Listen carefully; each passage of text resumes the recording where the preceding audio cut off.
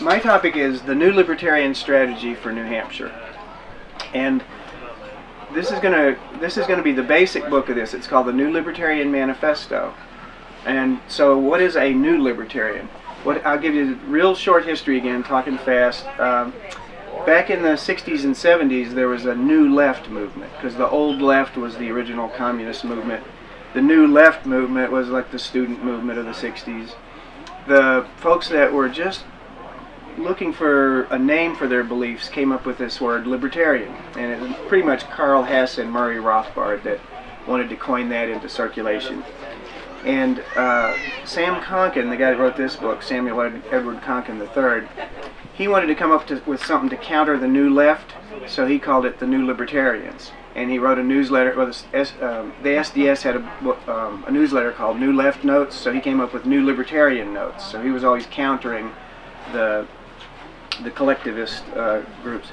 So when a libertarian party came along as a concept for promoting libertarianism, he thought it was a bad idea, and he opposed it. He thought we should do other types of activism, and he actually joined the Libertarian Party for a while in order to start a radical caucus within the party to hold a vote to disband the Libertarian Party.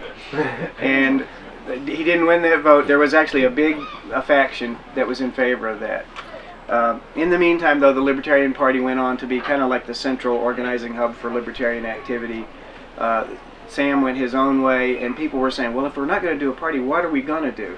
So finally, in about 1979, he wrote this book, New Libertarian Manifesto. So I want to recommend this as reading to everybody. We have a $2 copy of it that'll be available on the tables. Now, what's important about this is that it's a strategy, okay? It's not just ideology. He tracks the ideology, but then he says, well, how do we get from here to there?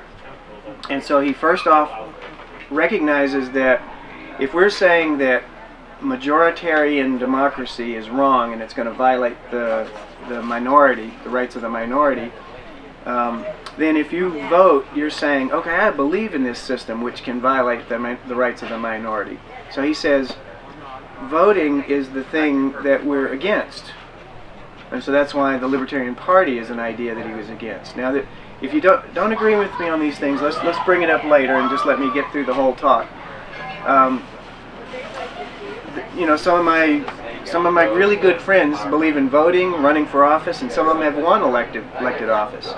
My theory is, at some point, they're going to burn out and they're going to become agorists like me. So what happens is they can also claim that they've made some strides forward. You know, they got the knife bill passed, so now there's no laws prohibiting certain kinds of knives in Hampshire. And they say, how can you say we shouldn't vote because, you know, we're winning?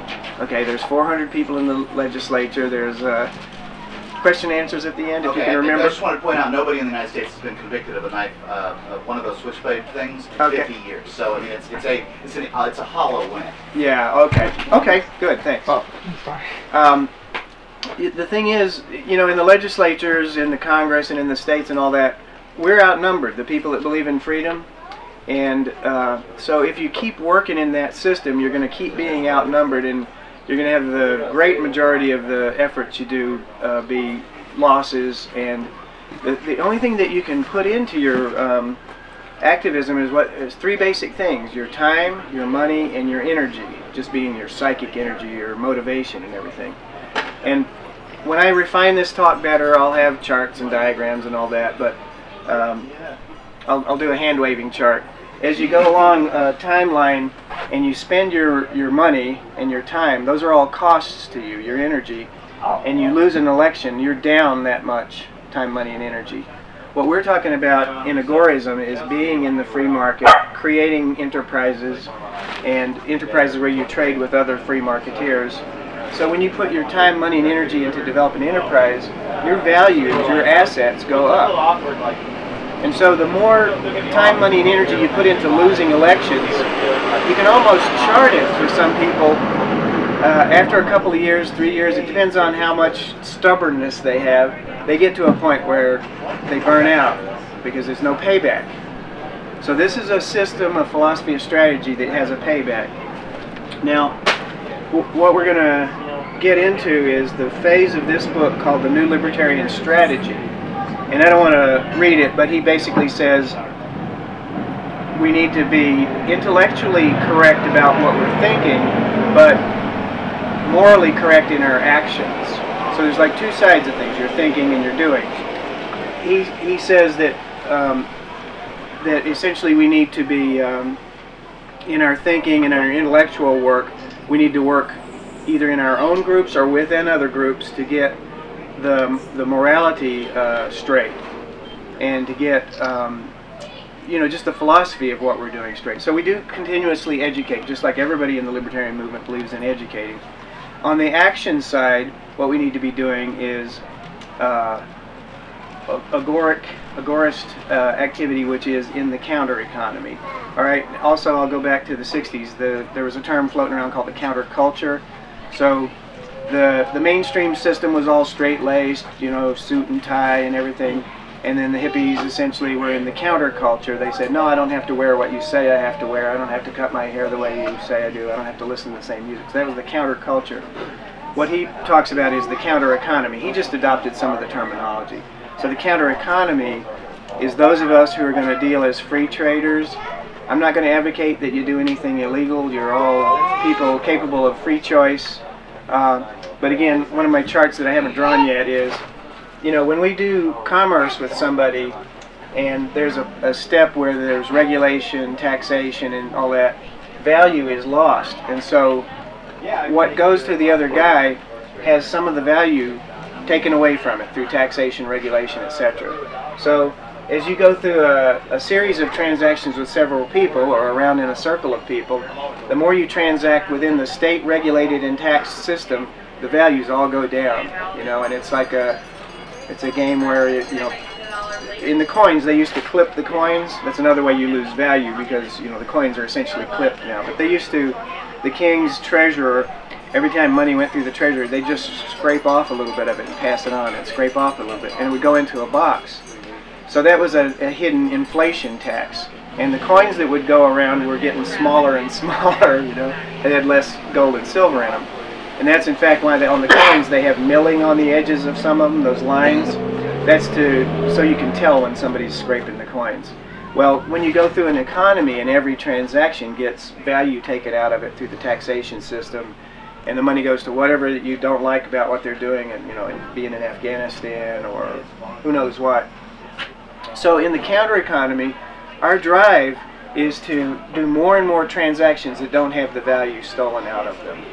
And back to the kind of the chart of time, money, and energy, the more we personally put into an enterprise, you know, our value, our savings, our assets, our prosperity should go up.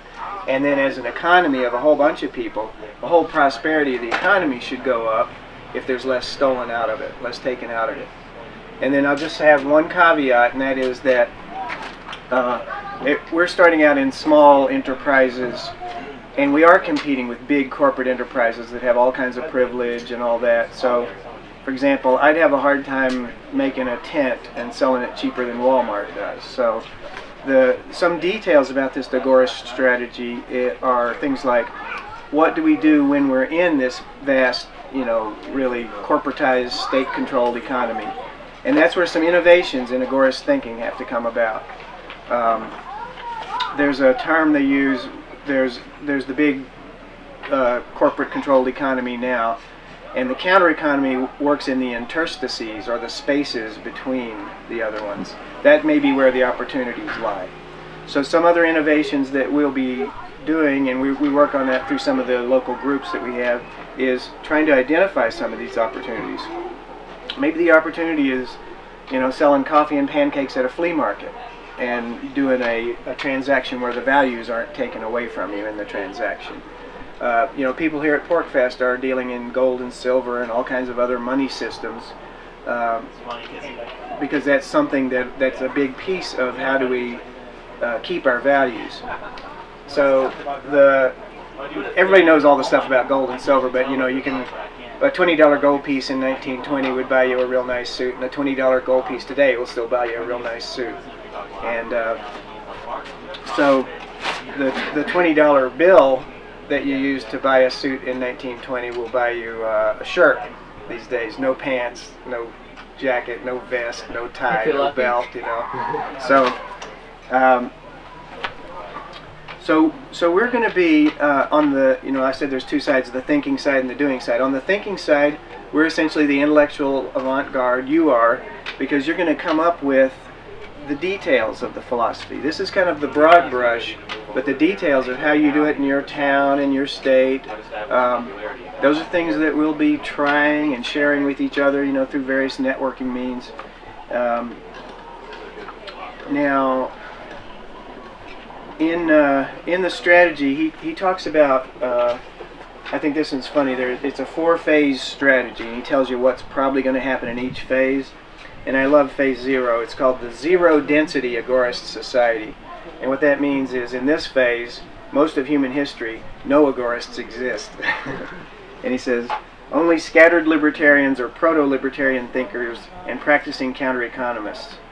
The moment someone reads this manifesto and wishes to apply it, we have moved to the next phase. So this is like an evolutionary thing. So then there's low density, that's where there's a few of us and we're working the kinks out, we're educating other libertarians, because there are other libertarians who believe like us in the basic philosophy, but they have a different strategy. Their strategy may be to get people elected to dog catcher in their town, or get people elected to the legislature, or to stand out in front of the State House with signs for or against something, you know, or to smoke pot in the town square. And I guess this would be the time to get into that.